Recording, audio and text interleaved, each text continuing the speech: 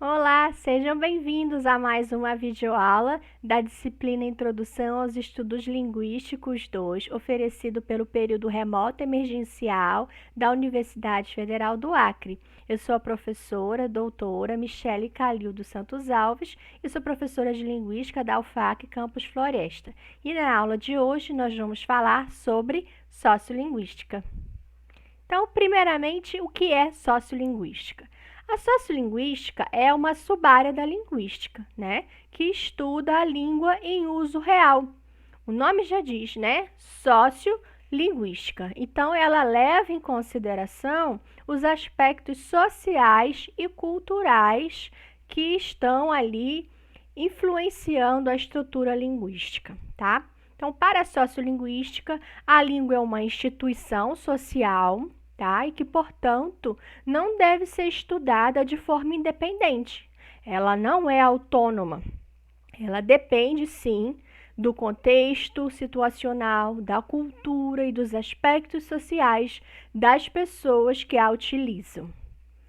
A sociolinguística parte do princípio de que toda língua varia, ou seja, a língua não é homogênea, como dizia Saussure. Para a sociolinguística, toda a variação a variação e a mudança são inerentes às línguas. Todas as línguas possuem variação e todas as línguas mudam, né? E que por isso nós devemos estudar a variação e a mudança linguística. A sociolinguística, ela se interessa por todos os dialetos de uma língua, né? Todas as variedades. E um dos seus objetivos é justamente entender quais são os fatores que motivam a variação linguística e o peso de cada um deles. A sociolinguística procura verificar o grau de estabilidade da variação, se está lá no início ou se já completou uma trajetória apontando para uma mudança linguística. A variação, ela é sempre sistemática.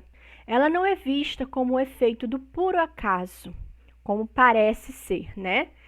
E essa variação, ela é motivada tanto por fatores linguísticos quanto por fatores extralinguísticos, ou seja, não linguísticos, que são esses fatores sociais, culturais que a gente falou. O sociolinguista, então, deve investigar como que se configura a variação em uma comunidade de fala e detectar quais são os contextos linguísticos e não linguísticos que favorecem a variação ou a inibem. A variação linguística, ela não foi ignorada, né, pelos antigos linguistas, certo? Então, antes mesmo do surgimento oficial da sociolinguística, que aconteceu lá na década de 1960, alguns linguistas antes disso já tinham falado sobre a importante relação entre língua, cultura e sociedade. E aí a gente chama normalmente esses linguistas de precursores da sociolinguística. E como que começou então esse interesse, né, pelos aspectos sociais? Lá na década de 1930, alguns dialetólogos que estavam trabalhando no Atlas Linguístico dos Estados Unidos e do Canadá começaram a incorporar outras informações além das informações geográficas. Então, vocês sabem que um Atlas Linguístico ele vai ali identificar, né, a variação linguística de acordo com a região ali do país. Então, por exemplo, existe o Atlas Linguístico do Brasil. E lá na época, quando eles estavam fazendo o Atlas Linguístico dos Estados Unidos e do Canadá, eles começaram, além das informações geográficas, incorporar informações sociais, como escolaridade, né? E aí, um dos primeiros, assim, linguistas a enfatizar essa questão dos aspectos sociais na linguística foi Antoine Meillet. Ele era aluno de Saussure e em 1926 ele afirmou que toda modificação social acarreta uma mudança linguística. Portanto, para ele, a história das línguas não pode ser separada da história da cultura e da sociedade. Ou seja, língua, cultura e sociedade caminham juntas. Um outro precursor da sociolinguística foi o Mikhail Bakhtin, esse primeiro que aparece na foto. E lá em 1929, ele criticou Saussure. Ele dizia que a linguística devia levar em consideração os aspectos da interação, da comunicação social, da enunciação, né, para enxergar a realidade fundamental da língua. Então, ele enfatizava, né, essa importância da interação entre o eu e o outro na comunicação social dentro da linguística. E o Roman Jakobson, que é esse segundo da foto, que também é russo, assim como Bakhtin, ele também enfatizou a importância da comunicação social. E ele criticou também Saussure, dizendo que a ideia lá de que a língua é homogênea, né, como dizia Saussure, é uma ficção desconcertante, nas palavras dele, pois cada indivíduo participa de diferentes comunidades linguísticas e todo código linguístico é por natureza multiforme. Não tem como a língua ser homogênea, tá? Como Saussure dizia, né? Um outro precursor da sociolinguística foi o Marcel Cohen. Em 1956, né, ele é francês, e afirmou que os fenômenos linguísticos se realizam no contexto dos acontecimentos sociais, no contexto variável dos acontecimentos sociais. E aí ele defende, né, o chamado estudo sociológico da linguagem, ou seja, em que as relações sociais estariam intrinsecamente relacionadas com a variação linguística, certo? E aí, fazendo essa correlação, né, entre sociedade e língua, seria possível, por exemplo, né, fazer a distinção entre os dialetos rurais e urbanos, entre os dialetos das classes sociais, né, os estilos de linguagem, as formas de tratamento, né, que cada grupo social utiliza, né, incluindo alguns grupos segregados. Mais um precursor da sociolinguística foi o Émile Benveniste. Em 1963, ele destacou que dentro de uma língua, e é pela língua que o indivíduo e a sociedade se determinam mutuamente. Então, o Benveniste também é francês. Então, vocês reparem que o berço da sociolinguística, né, foi na França. E ele defendia de que língua e sociedade não poderiam ser concebidas uma sem a outra. Para Benveniste, uma língua contém a sociedade e que a língua é um instrumento de análise da sociedade. Ou seja, se você quer entender a sociedade, estude a língua daquela sociedade, né? E a língua que daria forma à sociedade. E que seria dentro da língua que o homem se situa na sociedade e também na natureza, nas palavras de Benveniste. E como que surgiu a sociolinguística? Então, a corrente linguística, né, que estava em voga antes da sociolinguística era o gerativismo, certo? E antes do gerativismo, o estruturalismo, né, que nós já vimos nas aulas anteriores. Porém, o estruturalismo e o gerativismo, eles não estudavam variação linguística, porque eles consideravam a variação linguística como um caos, né? O uso linguístico seria um caos e que a ciência não poderia lidar com esse caos e que por isso, né, a variação deveria ser ignorada, vamos dizer assim, abstraída, né, da análise linguística. E aí, muitos linguistas insatisfeitos com esse modelo teórico, né, que afastava a linguística da realização real, né, das diversas manifestações da língua, né, procuraram outros caminhos, né? E aí um desses caminhos, né, em crítica ao estruturalismo e o gerativismo, foi através da sociolinguística. Então, o termo sociolinguística surgiu pela primeira vez mesmo lá na década de 1950, mas só se desenvolveu, como eu disse, na década de 1960, como uma corrente teórica da linguística. Isso aconteceu lá nos Estados Unidos. Tá? Então, em 1964, esse linguista que aparece na foto, William Bright, ele organizou um congresso na Universidade da Califórnia em Los Angeles e aí convidou vários estudiosos, tanto linguistas como sociólogos, né?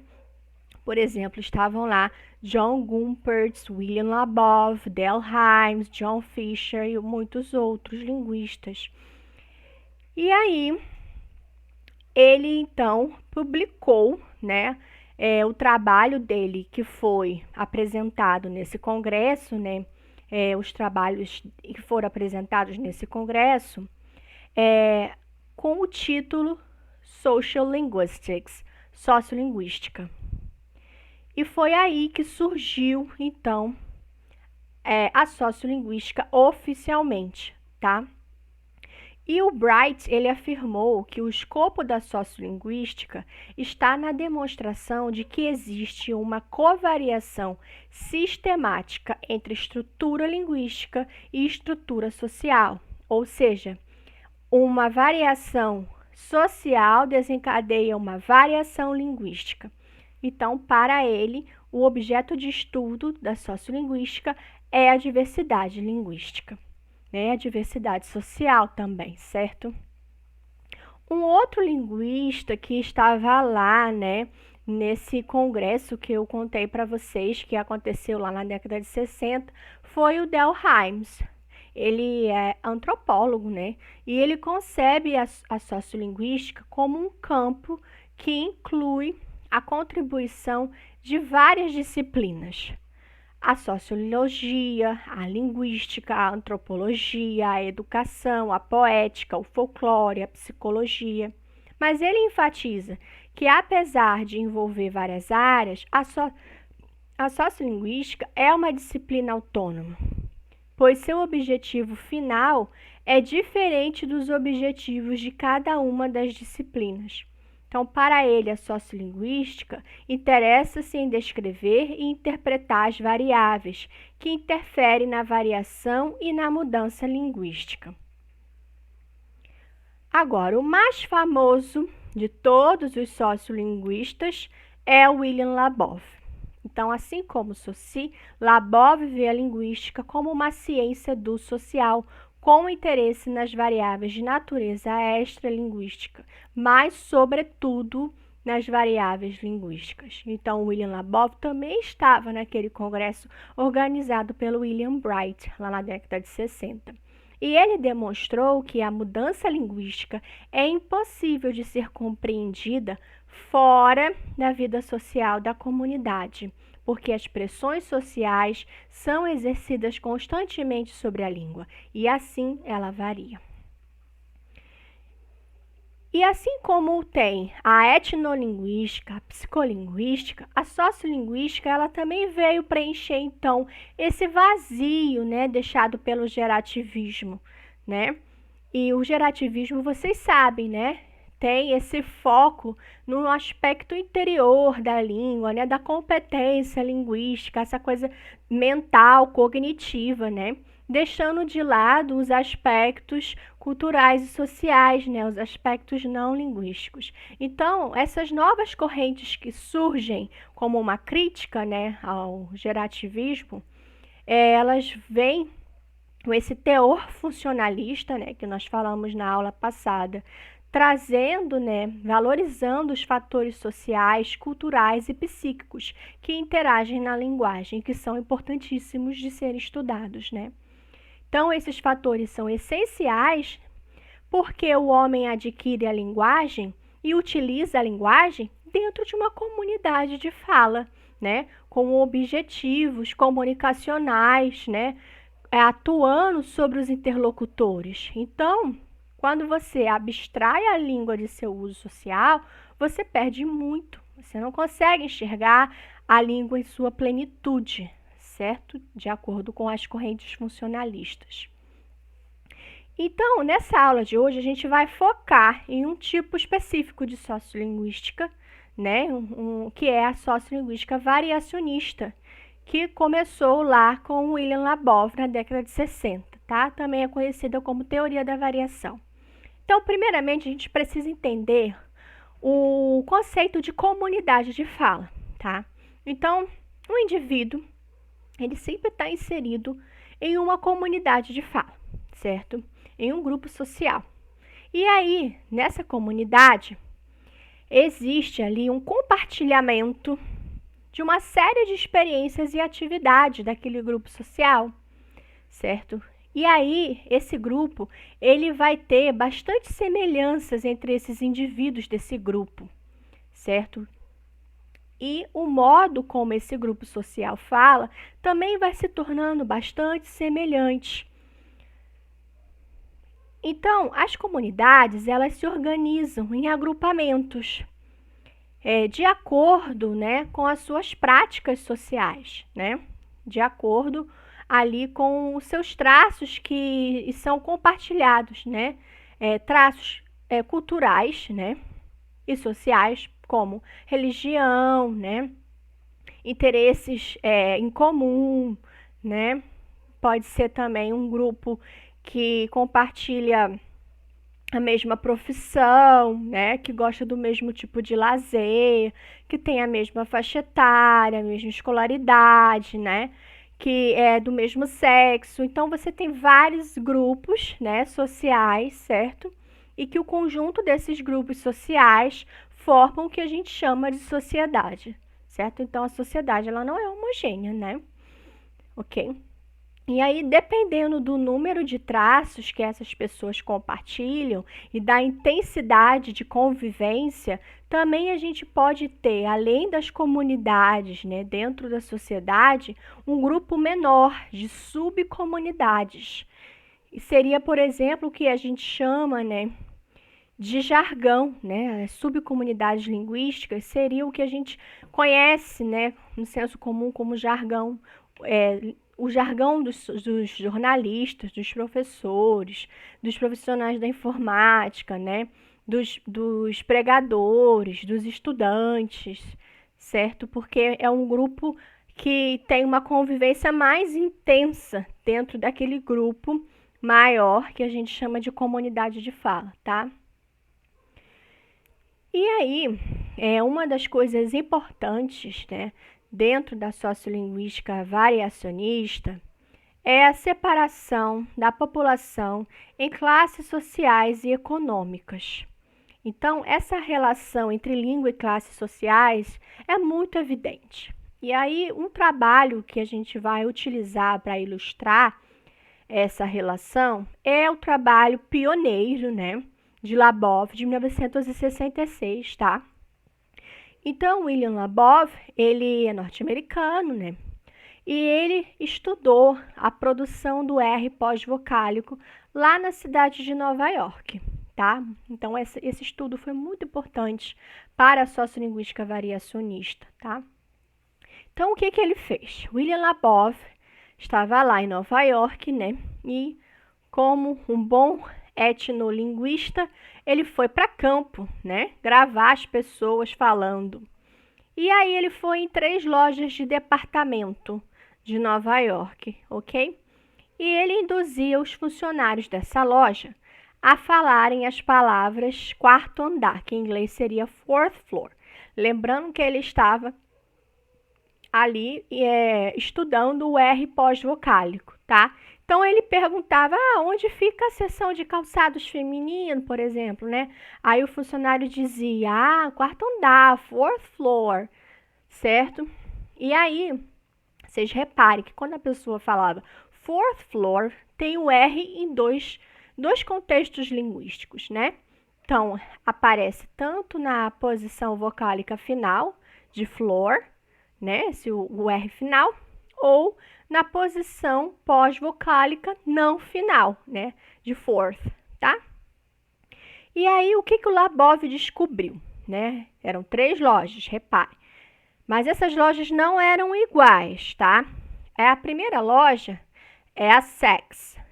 Essa loja, É uma loja assim de gente rica, né? Gente granfina, de uma classe social mais abastada, mais alta. Já a Macy's é uma loja assim de classe média, ok? E a S. Klein era uma loja mais da popular, né? De um grupo social, vamos dizer assim, menos abastado, com um grupo social mais baixo, vamos dizer assim, na hierarquia, né? Das classes sociais, então de classe baixa, tá bom? E aí o que que o Labov então descobriu? Ele descobriu que a pronúncia do R final variava dependendo da classe social da loja, ok?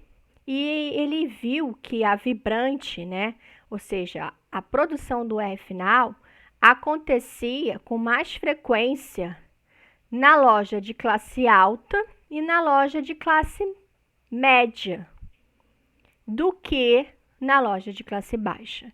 Então, a vibrante era apagada com mais tendência na loja de classe baixa, ok? Do que nas lojas de classe alta e média.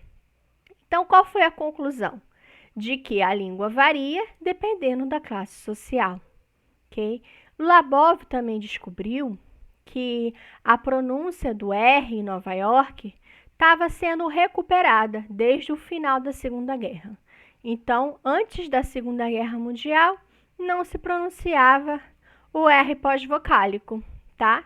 Porém, desde o final da Segunda Guerra, começou a acontecer um resgate, né, dessa pronúncia desse R pós-vocálico, tá? E aí, o que é interessante notar é que essa diferença que existe lá no que a gente chama de inglês padrão, né, dos Estados Unidos, que é a produção do R pós-vocálico, né, é diferente do que acontece no inglês da Inglaterra, né? Então, vamos supor, lá nos Estados Unidos, a variante padrão é o quê? A produção do R final, ok? Então, a pessoa vai, então, falar floor. Já na Inglaterra, é o contrário. A língua padrão é você não pronunciar, a variante padrão é você não pronunciar o R. Então, você falaria floor, né? Floor, no caso. E isso se repete em algumas regiões dos Estados Unidos, em que também há um apagamento desse R pós-vocálico, né? Se fala floor, tá? Então, dessa forma, a gente percebe que realizar ou omitir o R depende da comunidade linguística, né? Depende se você está em uma região ou outra, em um país ou outro. E, além disso, também depende da classe social, como nós vimos. Um outro exemplo muito legal, né, que ilustra essa relação entre língua e sociedade é o uso da desinência, né, da terceira pessoa do presente, do indicativo no inglês, né, o morfema S. Então, quando você quer falar ele viaja, você vai falar he travels. E aí você vai colocar o S, né, ali no final do verbo para dizer que é a terceira pessoa do presente, né? Mesma coisa acontece para ela, né? E também para o it, que é um pronome neutro que a gente tem no inglês, né? Para se referir a coisas, né? E animais, etc.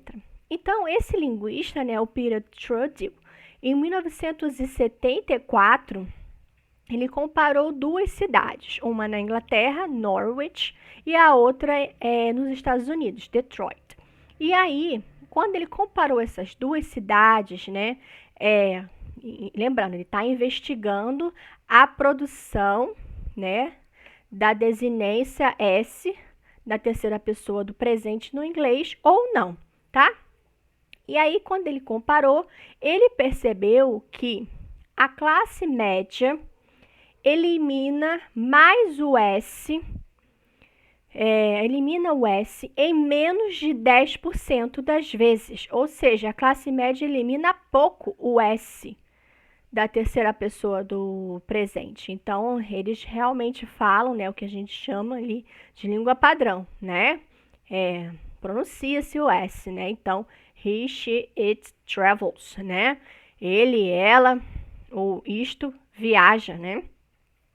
Porém, quando você vai investigar a classe trabalhadora baixa, ele percebeu que essa classe elimina esse S em mais de 70% das vezes.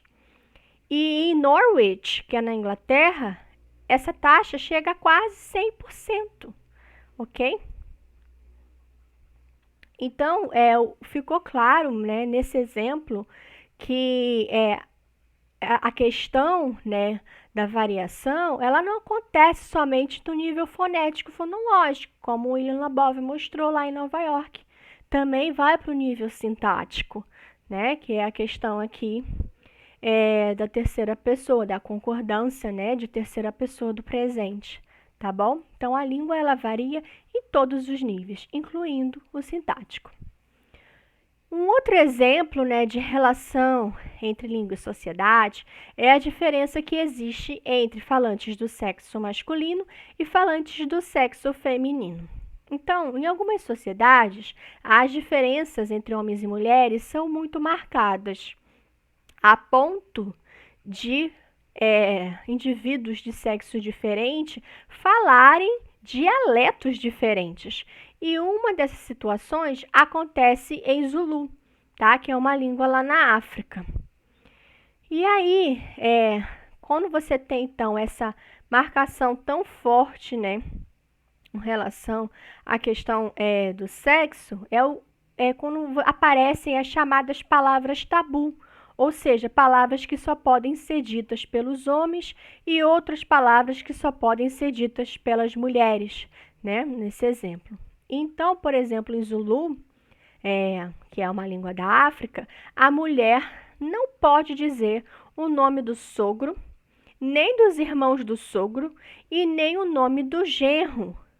E isso vale até para as palavras que se parecem com esses nomes ou são derivadas desses nomes, certo?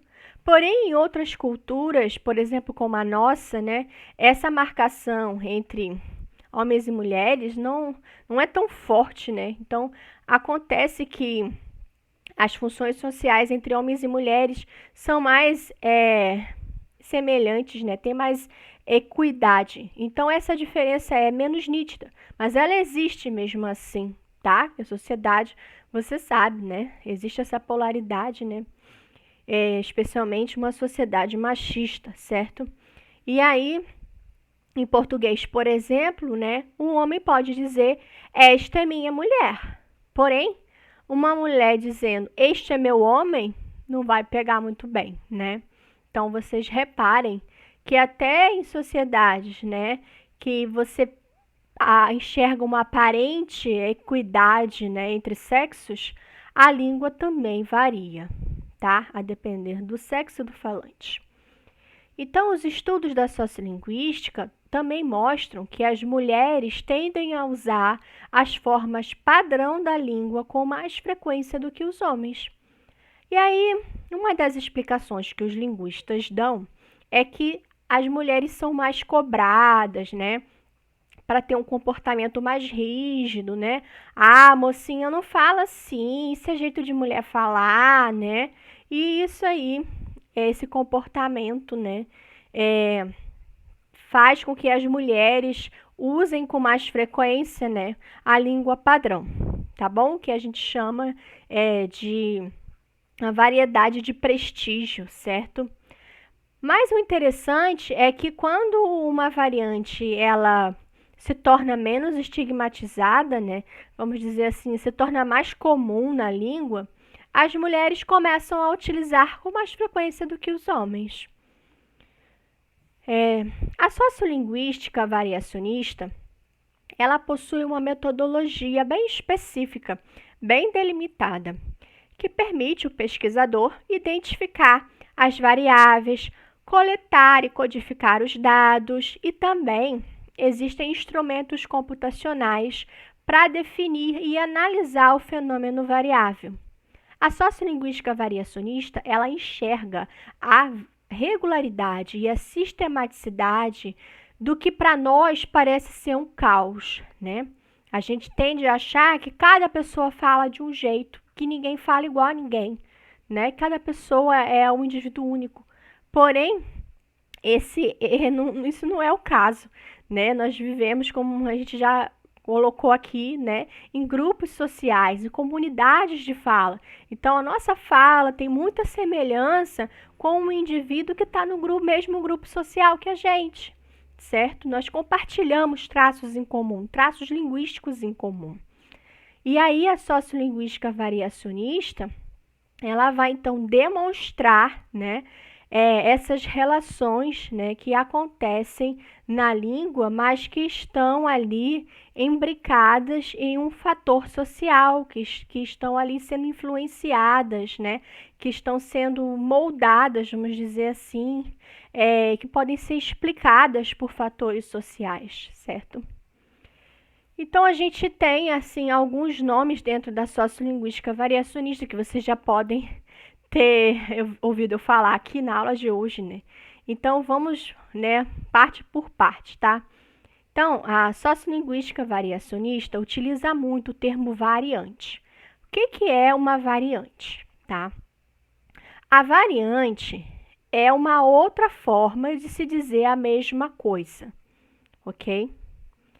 Então, por exemplo, quando a gente quer se referir à primeira pessoa do plural, a gente pode dizer o quê?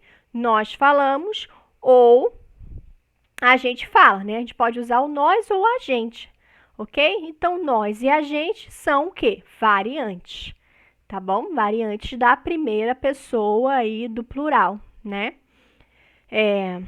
Mas o importante que vocês entendam é que a variante, né, é uma outra forma, é uma forma diferente de se dizer a mesma coisa, tá? O significado básico é o mesmo, né? No caso, primeira pessoa do plural, tá? Então, a gente sabe que tanto nós quanto a gente, né?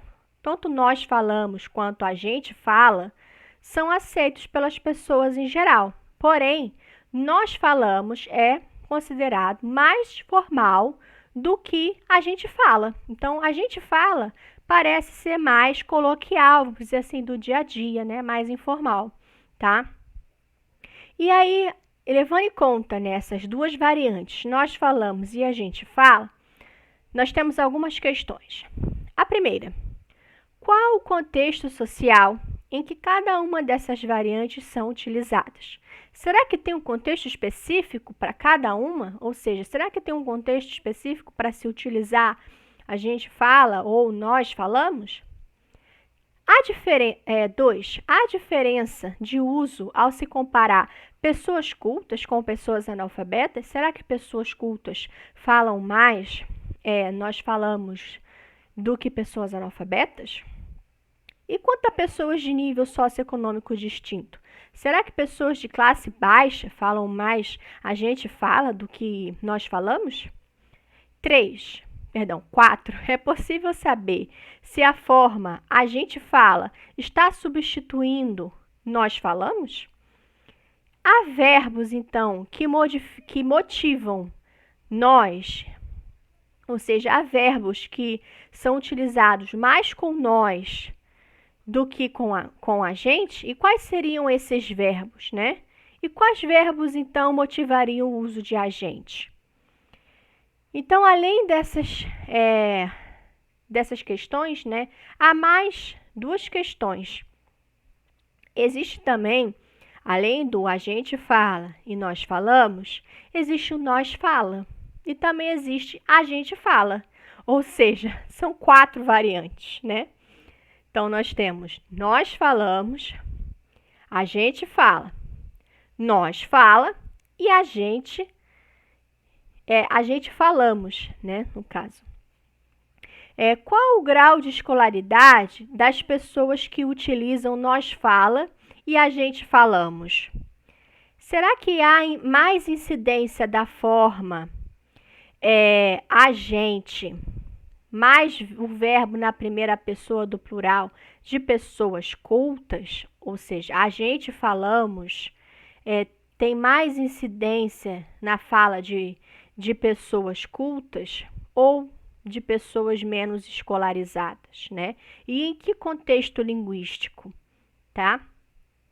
As pessoas falam, a gente falamos.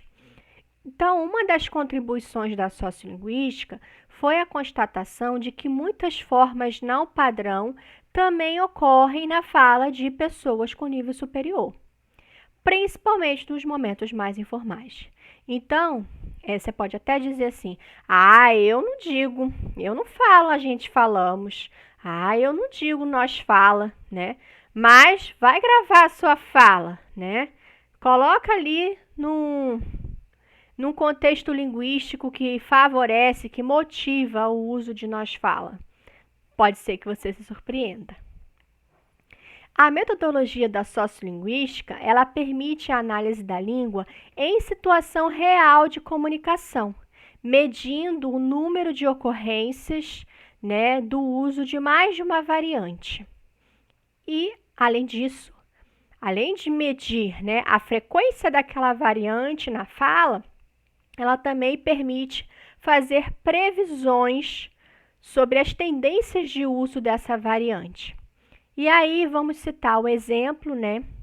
Um exemplo bem famoso de um estudo sobre a concordância verbal que foi feito na década de 70, na fala dos analfabetos do Rio de Janeiro. E aí se constatou que além da variante as meninas brincam no quintal, existia a variante as meninas brincam no quintal, que era privilegiada pelos analfabetos. Então, verificou-se que a falta de concordância verbal podia acontecer na fala dos analfabetos. Mas mais do que isso, também acontecia na fala dos alunos universitários. Porém, a frequência era menor, tá? Então, acontecia mais na fala das pessoas analfabetas, né? A falta de concordância, né, entre o sujeito e o verbo, tá? Também acontecia na fala dos alunos universitários, porém, com menos frequência. Então, as pessoas analfabetas têm tendência de marcar, nesse estudo, né, foi descoberto que as pessoas analfabetas têm tendência de marcar o número plural apenas no primeiro elemento do sujeito. Portanto, lá no artigo, né, as meninas brinca, deixando o substantivo e o verbo sem as marcas de concordância plural. Já na fala das pessoas mais escolarizadas, existe uma alta tendência de se expressar o plural redundante, ou seja, marcado ali em todos os elementos, tanto no artigo, quanto no substantivo, quanto no verbo, tá? Mas isso não significa que a variante não padrão, as meninas brinca, não ocorre na fala de pessoas escolarizadas, tá? E também não significa que as meninas brincam não ocorre na fala de pessoas menos escolarizadas. Porém, as probabilidades de ocorrência são distintas, né? Então, existe uma probabilidade maior de acontecer a variante, né? As meninas brinca na fala de pessoas menos escolarizadas e as meninas brincam na fala de pessoas mais escolarizadas, né? Uma probabilidade, tá? Então, o sociolinguista, ele vai descobrir quais são os contextos que favorecem a variação, tá? Seja na fala de um mesmo grupo de falantes, ou seja na fala de grupos de falantes diferentes.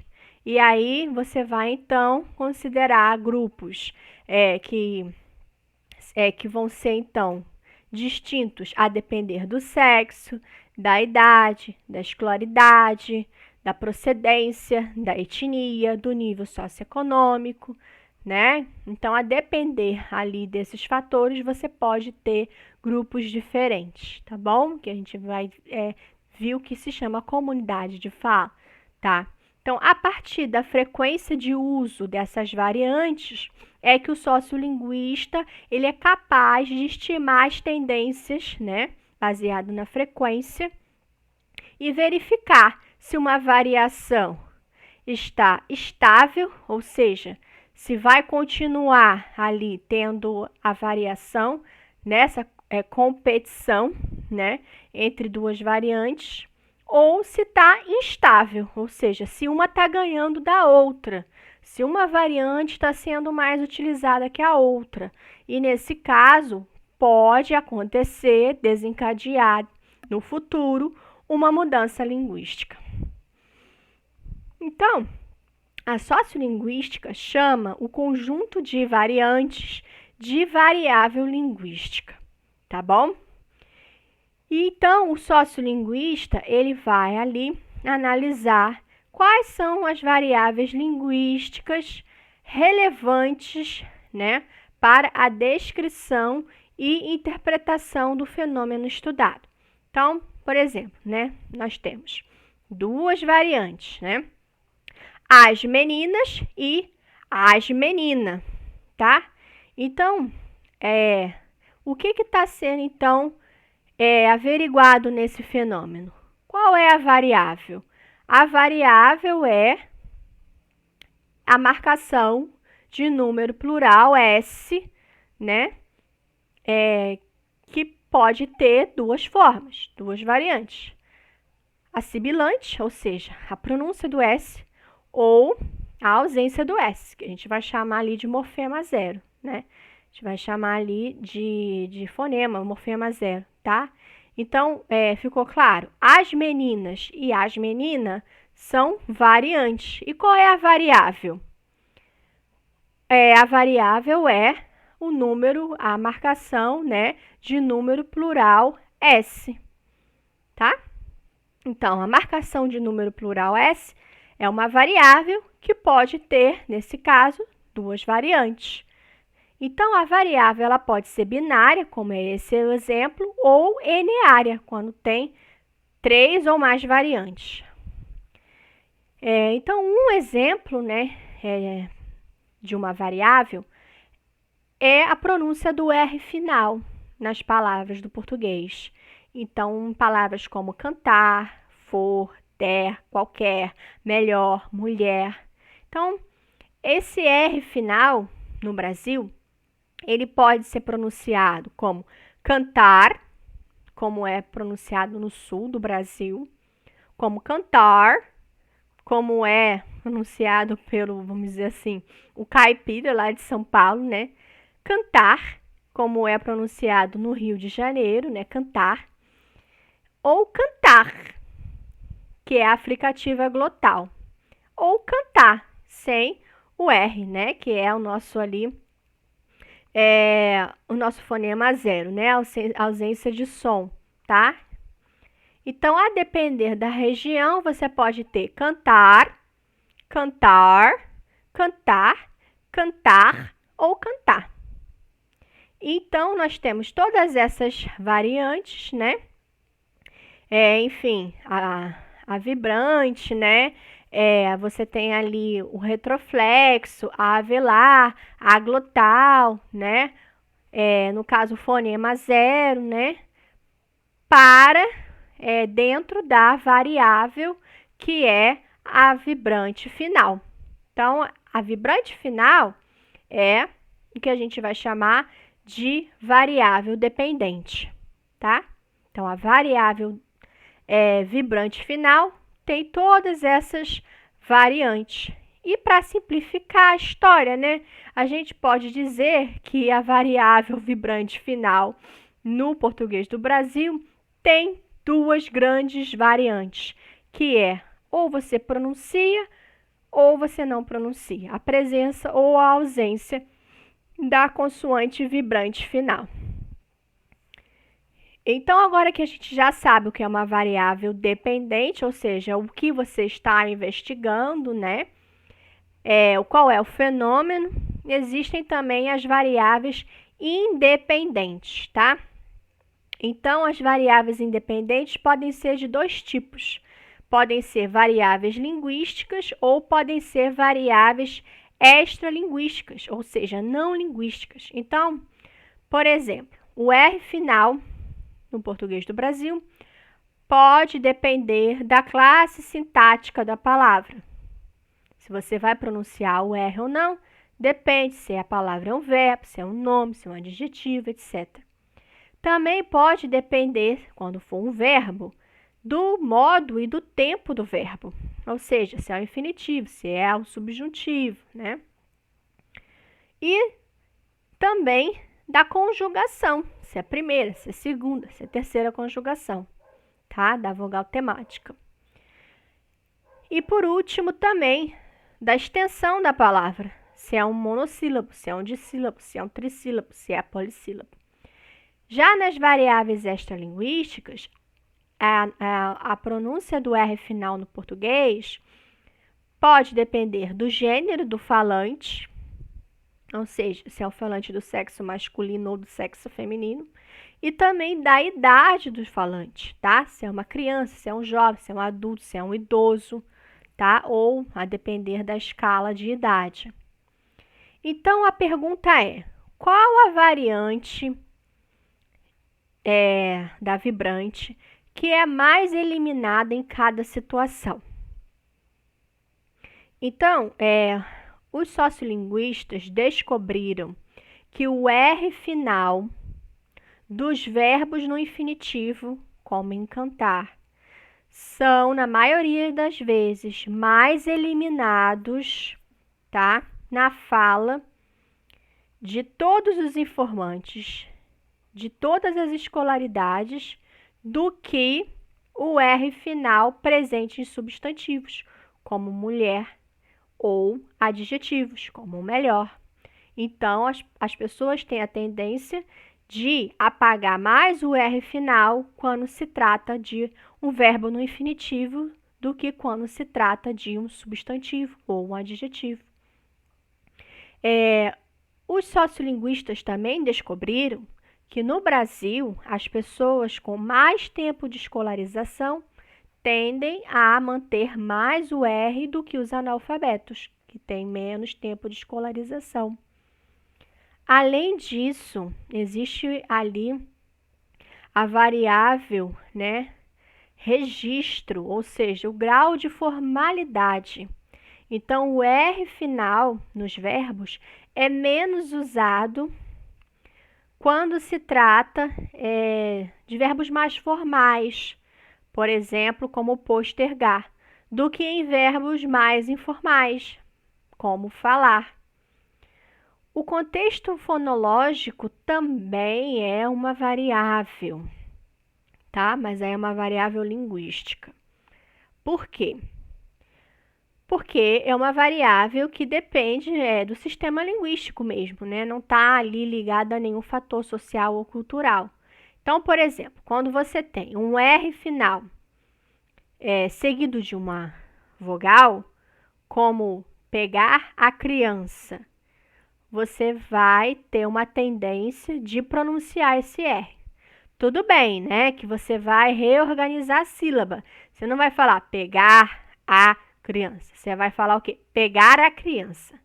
Pegará. Pegará. Então, você vai transformar, no caso, né, esse R num R diferente, né? Que a gente vai chamar ali de flap, né? Que é aquele guarda-chuvinho assim, né? É o símbolo fonético, tá? Então, esse R final ele vai ser mais pronunciado quando tiver uma vogal depois dele, tá? Do que quando tiver uma consoante. Porque quando tem a consoante, a tendência é você, então, apagar esse R. Então, você vai falar o quê? Tomar banho. Tomar banho. Você não vai pronunciar esse R. Então, essa é uma variável, né, linguística, né? A presença ou não de uma vogal depois desse R é uma variável linguística. Então, se existe uma vogal depois do R, favorece a variante da vibrante, a presença da vibrante. Se existe uma consoante depois desse R, favorece a variante 0, né? A ausência da vibrante, tá bom? Outro exemplo de variação é a presença ou ausência do eu, lá do pronome eu, quando você fala a primeira pessoa do singular. Por exemplo, eu comprei um livro, né? Versus comprei um livro. Então, eu comprei um livro ocorre com mais frequência na língua escrita. Já comprei um livro ocorre com mais frequência na língua oral, especialmente quando tem uma sequência de ações realizadas pelo mesmo sujeito. Então, só a primeira oração que tem o sujeito ali, eu, explícito. As outras orações que vêm na sequência vão ter, então, o apagamento desse eu, né? Vai ficar o que a gente chama de sujeito implícito, né? Ou sujeito oculto. Então, vamos ver aqui um exemplo, né? De um dado de fala. Tinha uma árvore, um tronco, aí eu me abaixei para não poder, não bati com isso aqui. Aí fiquei desmaiado 1h30, 2 horas. Aí acordei no hospital com isso aqui aberto e as costas toda arranhada. Então, vocês reparem que na primeira oração, né, na primeira ocorrência do verbo, ele vai utilizar o eu. Eu me abaixei. Já nas outras ocorrências, né, como o sujeito é o mesmo, continua sendo eu, ele vai apagar esse sujeito. Então, você tem ali, ó, não poder, não bater, fiquei desmaiado, acordei, tá? Com a omissão do eu, ok?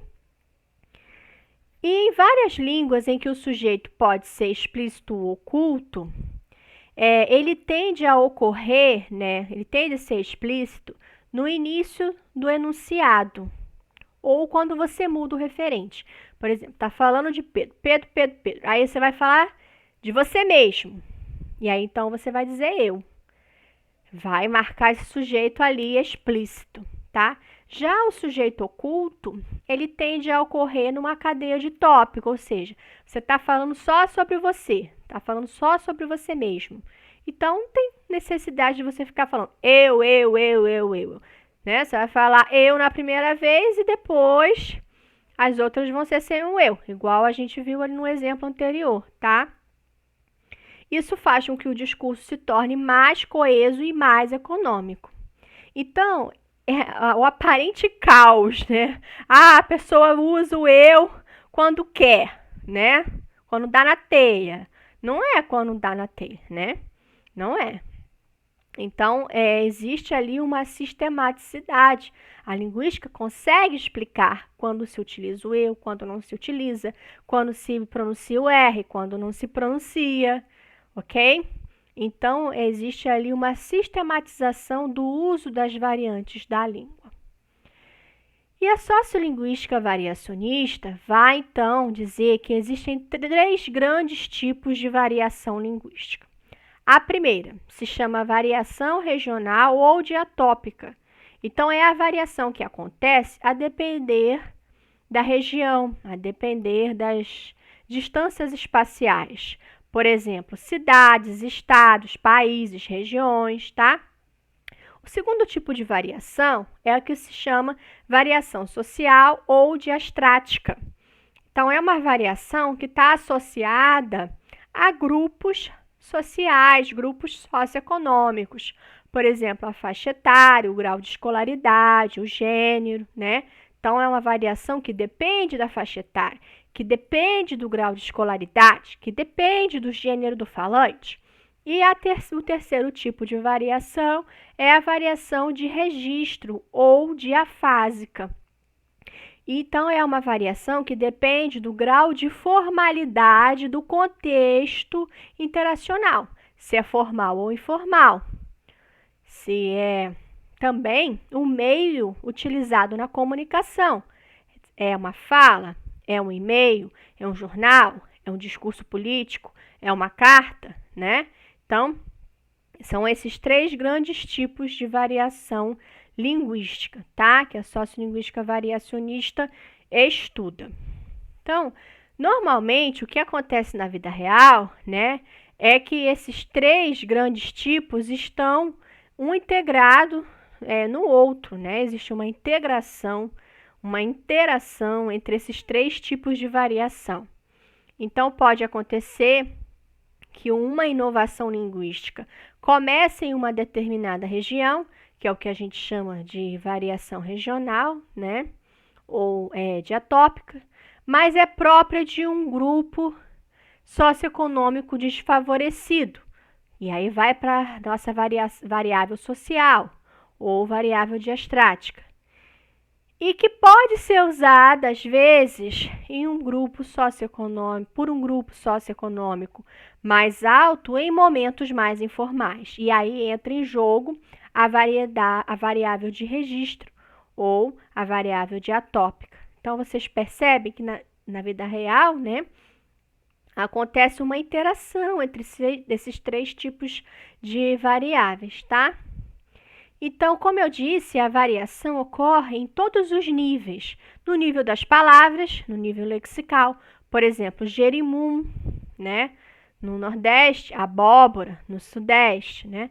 No nível gramatical, né? Que nós vimos a concordância do plural ou não no verbo. Então, você pode falar eles brincam ou eles brinca. No nível fonético fonológico, por exemplo, em palavras como morena, em que você tem ali a vogal O, né, que é a pré-tônica, ela pode ser aberta ou fechada, né? Aberta no Nordeste, morena, ou fechada, como na maior parte do Brasil, morena. Também pode acontecer que existam ali variantes mais estigmatizadas, no nível fonético fonológico, por exemplo. Então, existe ali uma variável, né? Com o L ou R no encontro consonantal. Então, você pode ter Flamengo ou Framengo, né? E a gente sabe que Framengo é estigmatizado, né? É visto com maus olhos, vamos dizer assim, né? Você também pode ter, por exemplo, né? O que você tem palavras como lagarta e largata, né? Ou bicicleta e bicicleta, né? Então, são variantes mais estigmatizadas, como Flamengo, largata, bicicleta, né? Que geralmente são variantes próprias, né? De uma variedade, né, linguística que é constituída por falantes menos escolarizados, de uma classe social mais baixa, tá? Então, na dimensão propriamente social, estão as diferenças, né, quando se compara o dialeto padrão, a variedade padrão, que é considerada pela gramática tradicional como a língua correta, a língua superior, a língua pura. E os dialetos não padrão, as variedades não padrão, consideradas pela gramática tradicional como incorretos, inferiores, corrompidos, né? E aí a sociolinguística, então, discordando da gramática tradicional, vem dizer que não existe isso de variedade inferior ou variedade superior ou variedade correta ou variedade pura. Todos os dialetos são importantes para a sociolinguística. Todos devem ser estudados, né? É lógico que a variante padrão é ensinada na escola, deve ser ensinada na escola, porque é a variedade que as crianças vão encontrar, né, nos grandes veículos de comunicação para fazer concursos, provas em ambientes mais formais, né? A escola tem que ensinar a variedade padrão, mas, né, sem ali desprezar, sem discriminar, sem excluir, né, as variantes não padrão, né? Faladas nas variedades não padrão, ok? Então, a gente sabe que a variante padrão, ela é considerada de prestígio, né? Quem fala variante padrão, com certeza, né, vai conseguir melhores empregos, vai ter uma importância de prestígio na sociedade, né? E isso todos sabemos, até os que falam a variante padrão e também os que não falam, né? Então, as pessoas que de um dialeto não padrão reconhecem, né, que a variante padrão ela é mais prestigiada. O contexto situacional é responsável por uma série de variações. Então, a depender da situação em que o falante se encontre, ele pode utilizar mecanismos diferentes para se expressar. É o que a gente chama de poliglota em sua própria língua. Tá? Mas isso é só uma expressão, porque na verdade é a mesma língua, né? É a língua portuguesa, só que com variedades diferentes, com dialetos diferentes. Então, o que é uma língua? A língua nada mais é do que o conjunto das variedades, tá? O conjunto dos dialetos. Então, a depender do lugar que você tá, você vai falar uma variedade diferente, né? Então, você vai ter ali diferenças lexicais na sua fala, diferenças gramaticais, diferenças fonéticas, a depender do contexto, né, onde você está, com quem você está falando, qual é o assunto, o meio, né, pelo qual essa informação é transmitida. Então, por exemplo, um diretor de faculdade, certo? Ele vai se expressar de maneiras diferentes. Então, se ele está discutindo lá com outros profissionais da área dele sobre os novos recursos tecnológicos da educação, ele vai falar de um jeito. Se ele está dando aula, ele vai falar de outro jeito. Se ele está conversando com o reitor sobre a necessidade de contratar um professor, ele está explicando para esse reitor, ele vai falar de outro jeito. Se ele está em casa conversando com o filho sobre a escola, ele vai falar de um outro jeito. Se ele está com um amigo no bar, ele falando sobre futebol, ele vai falar de um outro jeito, né? Se ele está com a família falando sobre a próxima viagem de férias, ele vai falar de um outro jeito. Então, cada pessoa tem um repertório linguístico, ok? Esse repertório linguístico, então, é formado por essas variedades, né, linguísticas diferentes, né, que nós utilizamos para nos adaptar a diferentes situações comunicativas. Então, nós podemos lançar uso, né, de diferentes variantes, né, na nossa comunicação. Então, se a língua não é homogênea, se a língua de uma comunidade, né, de um país, de uma região, não é homogênea, a língua de um indivíduo também não é, certo? Então, o indivíduo também ali tem um repertório linguístico diversificado, a depender da situação comunicativa que ele se encontra. Então, é importante salientar que nem tudo é variação, ou seja, não é uma bagunça, né? Você precisa ali ter uma sistematicidade, né? Ok? Então, a variação, ela se configura como um conjunto de elementos que são diferentes de um outro conjunto de elementos, ou de um outro grupo, ou de uma localidade, ou de outro contexto. Então, o linguista ele tem que demonstrar a previsibilidade daquela variação. Se a variação acontece ao acaso, ela não é uma variação, vamos dizer assim, né? Então, a variação para a sociolinguística, ela precisa ser previsível. E por isso que se estuda os fatores linguísticos e extralinguísticos, para você poder prever, explicar aquela variação, tá? Então, a pesquisa sociolinguística tem como ponto de partida o objeto de estudo, né, que é o uso da língua, e a partir daí ela constrói um modelo teórico para explicar aquele uso da língua, tá? E o objeto de estudo é a língua falada, né? O vernáculo, tá? Falado em situações reais, né? De forma espontânea. E a sociolinguística, diferente do gerativismo, né, que trabalhava com aquele falante ideal, com aquelas frases mirabolantes, né, a sociolinguística vai ali trabalhar com falantes e ouvintes reais, em situações reais de linguagem, com dados de fala que a pessoa realmente falou, que foi lá e o sociolinguista gravou, tá? Então, são situações linguísticas concretas que a sociolinguística utiliza para descrever e explicar o fenômeno da linguagem. Então, o sociolinguista ele vai e colhe um grande número de dados, né? Através da gravação de um número considerável de falantes, que são chamados de informantes, tá? E aí, quando você chega com uma câmera, um gravador, né, um microfone, você vai assustar o falante, né? Você vai assustar o informante, ele não vai ficar confortável para falar o vernáculo, né? Que é esse discurso mais informal e espontâneo. Então, o que o sociolinguista faz? Primeiro, né?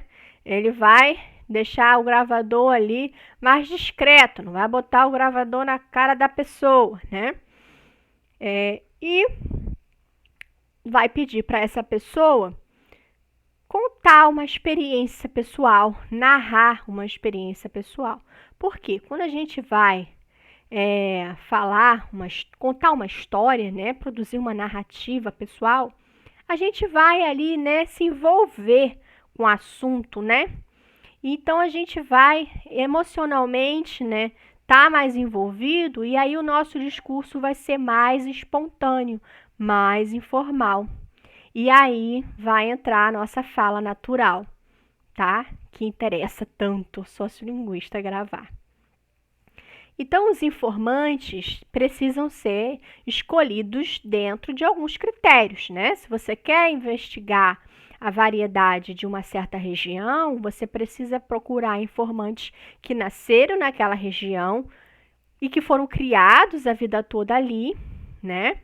Ou que vivem ali desde os 5 anos de idade, há muito tempo, né?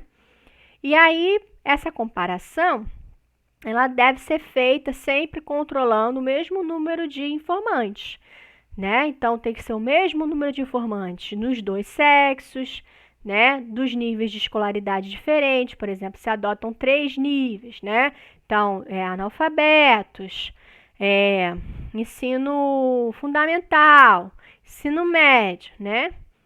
3 níveis de escolaridade. Ou os mesmos números de informantes nas 4 faixas etárias. Por exemplo, né? Crianças, jovens, adultos, idosos, né? E aí você vai então contar, né? O número de ocorrências, a frequência em que aparece aquela variante. E a partir daí você vai ser possível comparar os grupos, tá? Então, nesse grupo apareceu mais o nós. Nesse grupo apareceu mais o R final, né? Não, nesse grupo teve o apagamento do R final. Nesse grupo teve mais o uso do agente, tá? Mas para isso você precisa controlar bonitinho ali, ter um método bem rígido, né? Para observar esses dados, tá bom? Então, essas variantes, né? Podem estar em competição na língua ou pode haver um favorecimento de uma variante sobre a outra, devido a fatores linguísticos ou extralinguísticos. E é isso que o sociolinguista vai estudar. Se as variantes estão ali estáveis, né? Ou se estão instáveis, tá bom? Então, ele vai, além disso, formular regras variáveis para descrever os pesos relativos associados às variantes. Então, a regra variável é aquela que não se aplica sempre. Então, por exemplo, uma regra variável no português do Brasil é a concordância entre o artigo e o substantivo. Por quê? Você pode ter a concordância, as casas, ou você pode não ter, como as casa. Ok? Então, descobrir quais são as regras variáveis dessa gramática, dessa língua, é o trabalho do sociolinguista. E, além disso, ele busca determinar o peso relativo dos fatores. Ou seja, o que será que influencia mais as pessoas falar as casa? Será que é a classe social? Será que é a escolaridade? Será que é a região? Será que é a idade? Será que é o sexo? E aí, ele vai calcular o peso que cada variável independente tem na variável dependente. E quem vai fazer isso através de estatística, tá? Então, nas décadas de 1960 e 1970, os linguistas, os sociolinguistas, deram muito peso aos fatores não linguísticos, tá? Era muito importante a questão dos fatores sociais. Porém, a partir da década de 1980, o Labov postulou que os sociolinguistas não podem só descrever, não podem só se voltar para as variáveis extralinguísticas. O sociolinguista também deve se voltar para estudar as variáveis linguísticas, os fatores linguísticos que influenciam a variação linguística. Por quê? Ora, porque a variação ocorre dentro da língua, tá?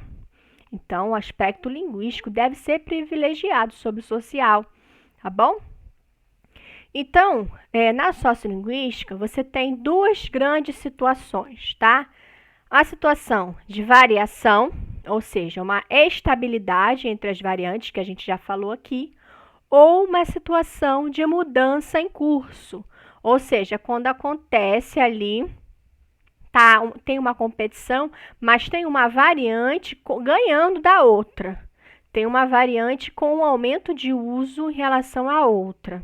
Tá? Isso a gente chama de mudança em curso, porque pode ser que no futuro, aconteça a mudança linguística, tá? Então, a variação, ela é mais fácil de ser reconhecida, né? É só você ali observar o ambiente linguístico para você prever essa variação.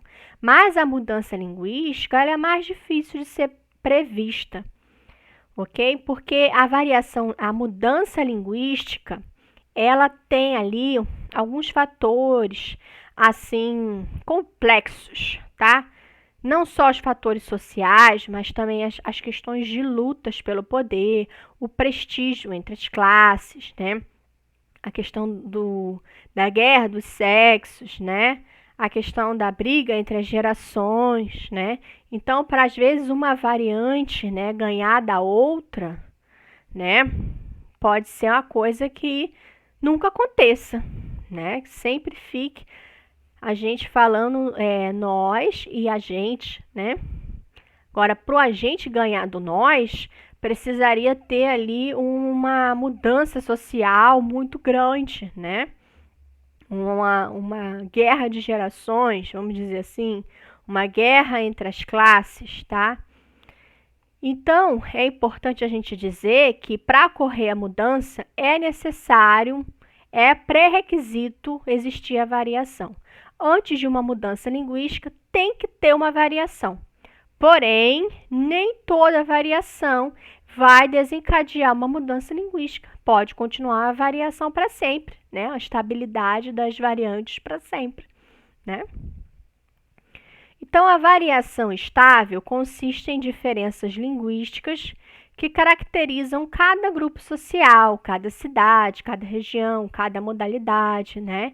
E essa variação está presente, como vocês sabem, em todas as línguas, tá? Então, uma variação estável, que está acontecendo há muitos séculos, que provavelmente não vai virar uma mudança linguística, é a pronúncia, da consoante velar no inglês, aquela do ing, dos verbos do inglês, Speaking, walking, Então, existe uma variação na hora de você pronunciar, então, essa terminação em ing. Você pode fazer com a consoante velar, a variante velar, ou a variante alveolar, o N, tá bom? Então, é o que o brasileiro faz, É porque a gente não tem uma consoante velar na nossa língua. Então, a gente vai ali utilizar a consoante alveolar, né, na hora de falar o ing. Essa variação, ela tá no inglês há muito tempo, né? Porém, ela pode ser prevista a depender, né? Pode ser motivada, ela é influenciada pelo grau de escolaridade e a classe social desse falante. Então, falantes com uma escolaridade maior têm a tendência de usar a forma padrão, que é a velar. Já falantes com um grau baixo de escolaridade, né, e de classe mais baixa, tem a tendência de usar mais a forma não padrão, que é a consoante alveolar, tá bom?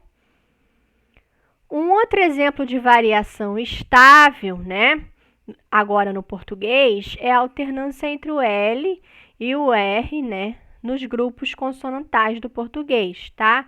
O L e o nosso flap, tá? Então, você pode falar claro ou craro, bicicleta ou bicicleta. E essa diferença entre claro e craro, bicicleta e bicicleta, caracteriza duas comunidades de fala. A comunidade de fala não padrão, tá? Que vai fazer o nosso flap, tá? E a comunidade utilizada pelos falantes de classes menos favorecidas e com baixo grau de escolaridade, que vai fazer que é usada por classes menos favorecidas e com baixo grau de escolaridade. Já a forma padrão, L, é a forma canônica utilizada pelo grupo mais escolarizado, tá bom? Então, à medida que as crianças entram na escola, o seu nível de escolaridade aumenta. Então, aumenta também a ocorrência do L na sua fala. A mudança linguística, ela só acontece após um período de variação de duas ou mais formas. A forma mais nova e de prestígio se espalha e substitui a forma antes mais usada. Então, isso é uma variação, uma mudança linguística, tá? Então, acontece primeiro uma variação, uma competição entre duas ou mais variantes, e depois a variante de menor prestígio, a mais recente, ela vai então se espalhar e substituir a variante mais antiga, que antes era mais usada, tá? Então, isso aconteceu, por exemplo, na pronúncia do L pós-vocálico no português do Brasil, que começou a ser pronunciado como uma semivogal. Por exemplo, quando você fala sal, papel, né? Se pronuncia como um som de U. Porém, lá na região sul, ainda continua sendo pronunciada como um L, né? Sal, papel, tá? Papel. Eu consigo falar, até é difícil para mim. Então, ao analisar o momento atual da língua, é difícil você saber se um determinado fenômeno linguístico está em variação estável ou está em mudança em curso. Mas os sociolinguistas têm uma metodologia, tá bom? Para dizer se uma variante está vencendo ou não a outra. Eles analisam o tempo aparente e o tempo real. Então, vamos lá. O que é uma pesquisa em tempo real? Uma pesquisa em tempo real pode ser feita de duas formas. Ela pode observar a fala de duas ou mais épocas, tá? Mas o ideal é que essas épocas se distanciam no mínimo em 12 e no máximo em 50 anos. E aí o linguista, então, vai gravar um informante, vamos supor, no ano de 2000 e depois vai revisitá-lo, vamos supor, 20 anos mais tarde, no ano de 2020. E aí vai comparar a fala, né, desse mesmo informante, por exemplo, né, investigando determinadas variáveis, como a concordância nominal, a concordância verbal, o uso dos pronomes, a pronúncia do R final, e ver, né, se mudou alguma coisa, tá? Então, isso é a pesquisa em tempo real. Além disso, o que se pode fazer é comparar entrevistas atuais com entrevistas mais antigas, por exemplo, lá na época do rádio, tá? Ou comparar textos antigos e textos atuais, né? Ou estudar atlas linguísticos, né? Ou estudar gramáticas, tá? Descrições feitas pelos linguistas, pelos gramáticos sobre a língua, tá bom? Então, isso é a pesquisa em tempo real. Agora, pesquisa em tempo aparente é diferente. Então, na verdade, o linguista vai fazer o quê? Ele vai comparar a fala de informantes diferentes e de diferentes faixas etárias. Então, por exemplo, ele vai comparar a fala de jovens versus a fala de adultos, né? A fala de crianças versus a fala de idosos, né?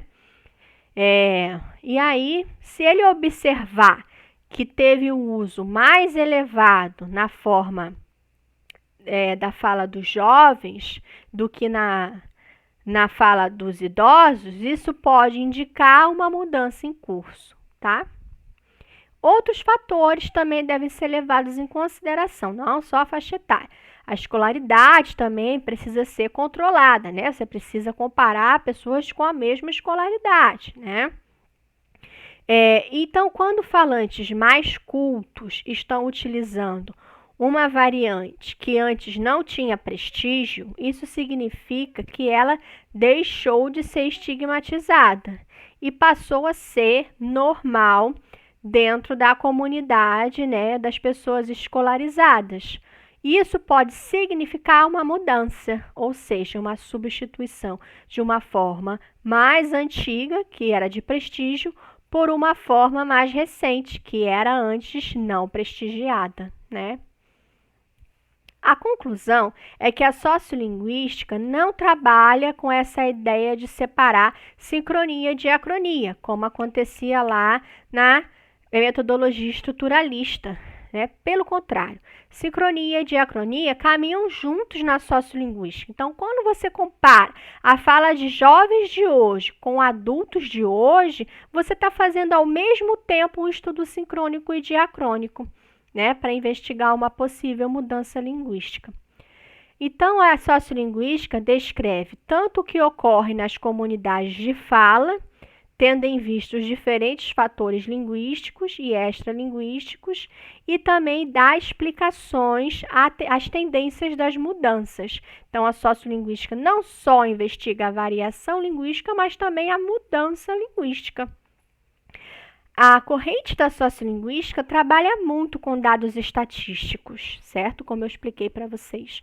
Mas os números não são o fim. Eles são apenas um meio, né, para o linguista conseguir, então, fazer suas análises, tá? De nada adianta o número, precisa ali do sociolinguista para chegar às conclusões, né, e descobrir os fatores que motivam ou desfavorecem uma variante, tá? Então, ele vai selecionar esses fatores, né, a partir dos dados, mas também a partir de sua experiência, a partir da teoria, né, a partir também da intuição dele, né, e os dados estatísticos vão comprovar ou refutar as hipóteses desse olhar treinado do sociolinguista, né, esse olhar treinado para perceber a variação, tá? Então, para aprimorar as análises com um grande número de dados e de fatores, ou seja, são muitos dados gravados, são horas de gravação com muitas pessoas em muitos lugares, é necessário ter instrumentos computacionais, né? Softwares que analisam os dados, tá? Calculam os pesos relativos e tudo. E a sociolinguística tem um peso muito importante na educação, tá? Porque a sociolinguística, além de descrever e explicar os fenômenos linguísticos, ela também fornece subsídios para o ensino de línguas. Então, os sociolinguistas, eles defendem que as variedades das classes desfavorecidas não são inferiores, como eu disse, não são insuficientes, não são corrompidas. Todos os dialetos são estruturados, todos eles têm bases gramaticais, tá? Porém, são diferentes do dialeto padrão, tá? Os desfavorecidos são diferentes, mas não são inferiores por isso, tá? Então, a sociolinguística, ela cria uma visão não preconceituosa dentro da sala de aula e incentiva os professores a valorizar os dialetos, as variedades faladas pelos alunos, tá? Então, isso dá uma autoestima, né, para os alunos, tá? E que eles não excluam a sua variedade linguística, né? Não se anulem, né? Para substituir essa sua variedade, né, linguística da sua comunidade pela variedade padrão. Isso não é um ensino que a sociolinguística prioriza. A sociolinguística, ela prioriza um ensino que vai pela adequação linguística, né? Uma variante mais adequada ou menos adequada em um determinado contexto, como nós vimos, né? A questão do repertório linguístico de todo falante. Mas não é para substituir, você não vai ficar falando, né, a variante padrão quando você está com seus amigos, quando você está com a sua família, né? Quando você está ali falando sobre futebol, tomando uma cerveja no bar. Lógico que não, né? E também você não vai falar, né, uma variante mais informal quando você estiver no seu trabalho, dando um seminário na faculdade, né? Então, enfim, tudo tem a ver com adequação, né? Então, assim como você não vai de biquíni, né, para um casamento, você também não vai de terno para a praia, certo? A sociolinguística, ela baseia suas pesquisas na produção real dos indivíduos, ok? Com dados de fala reais, né? E então, a fala que é produzida pelas pessoas menos escolarizadas, né? Elas geralmente, né, não são bem aceitas nas gramáticas normativas. Porém, para a sociolinguística, todas as variantes são importantes, né? Todas as variedades devem ser estudadas, tá? Estudar todas as variantes nos dá uma visão mais plena, né? Mais fidedigna do que acontece na língua, ok? E isso pode enriquecer o ensino de língua na sala de aula, né? Então, o professor, ele tem que ensinar a variante padrão, mas ele não precisa ficar preso somente a essa variante. Ele pode trazer também para a discussão as variedades faladas pelos alunos, né? As variantes faladas pelos alunos também, né? E aí comparar. Então, é um ensino, né, mais reflexivo, né? E que não exclua, né, a fala do aluno, né? Mas que traga a fala do aluno como uma fala tão importante, né? Quanto a fala padrão, né? A língua padrão, mas que fique claro a questão da adequação, né, linguística. Então, a sociolinguística também tem ali uma aplicação no ensino de línguas estrangeiras. Então, vocês sabem que muitas vezes os professores de línguas, né, ficam presos a ensinar apenas a variedade padrão, né? E aí ali fica corrigindo aquele ING, corrigindo aquele TH para sempre, né? Mas o professor de línguas, ele também tem que perceber que até a língua estrangeira, né, deve ser ensinada respeitando a diversidade linguística. Se nem os nativos, né, da língua estrangeira falam de maneira homogênea, imagine os aprendizes de língua estrangeira, né? Então, além do inglês, eu digo para meus alunos, né? Além do inglês americano, do inglês britânico, existe o inglês brasileiro, certo? Então, essas questões da sociolinguística estão presentes também no ensino de língua estrangeira, sendo que você precisa mostrar para os seus alunos que os falantes nativos também falam de maneira diferente, né? Que existem diferentes variedades, né, do inglês, tá? Diferentes tipos de registro, né? E aí, esses dialetos, essas diferenças entre os dialetos, precisa ser abordado em sala de aula, né? E que se escolha um dialeto, então, vamos dizer assim, apropriado, mas sem excluir os outros, né? É claro que você vai ensinar o dialeto padrão para os seus alunos, né? O dialeto padrão do inglês, do espanhol, etc. Mas sem excluir os outros, né? Explicando que aquele espanhol ele pode ser falado de maneiras diferentes, aquele inglês pode ser falado de maneiras diferentes. Então é isso. Chegamos ao fim de mais uma videoaula e até a próxima. Um abraço.